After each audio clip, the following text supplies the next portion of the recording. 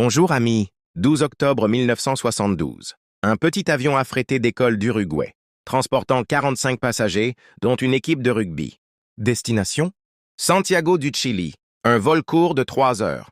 Mais entre les deux se dressent les puissantes Andes, la plus longue et mortelle chaîne de montagnes du monde. Ce jour-là, une tempête couvrait les Andes. Les pilotes décidèrent de s'arrêter à Mendoza, en Argentine. Une pause temporaire avant de continuer. 13 octobre, 14h18. L'avion redécolle. Ciel dégagé, vol tranquille. Les passagers riant, inconscients de l'horreur qui les attend. À 15h21, les pilotes commencent la descente. Des nuages entourent l'avion. Une turbulence violente secoue l'appareil. La visibilité disparaît. Les alarmes retentissent. Soudain, à travers les nuages, une immense montagne apparaît. Les pilotes tirent pour monter. Mais il est trop tard. La queue percute la roche. L'arrière de l'avion se détache. 3 passagers disparaissent instantanément dans le ciel glacé. Quelques instants plus tard, l'aile gauche se brise. Des débris s'éparpillent. L'avion s'écrase sur un glacier, glissant sur 700 mètres à 350 km/h. Le cockpit est écrasé, tuant immédiatement les 2 pilotes. Pourtant, miraculeusement, 33 passagers survivent, blessés, saignants, bloqués à 3570 mètres d'altitude. La nuit tombe. Les températures chutent à 30 degrés C. 5 blessés meurent de froid. Les survivants bloquent le fuselage avec des bagages pour se réchauffer. Pendant 3 jours, des avions de secours survolent la zone. Les survivants crient, agitent les mains, tracent SOS dans la neige.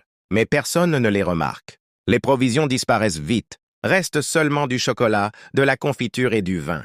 Le rationnement commence. Une seule cacahuète dure 3 jours pour un homme. Puis la radio grésille. Les recherches sont annulées. Les autorités déclarent tout le monde mort.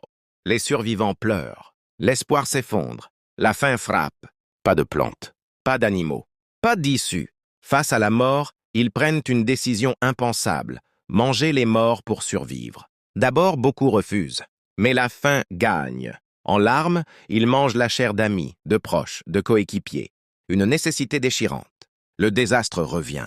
Une avalanche enterre l'épave, étouffant 8 autres. Il ne reste que 19. Ils creusent désespérément, cherchant de l'air. Épuisés, sans espoir mais déterminés, ils comprennent que le salut ne viendra pas. S'ils veulent vivre, ils doivent quitter les Andes à pied. 3 hommes se portent volontaires, Parado, Canessa, Visintin. Ils cousent des vêtements pour fabriquer un sac de couchage.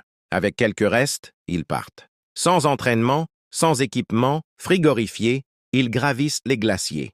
L'oxygène se raréfie.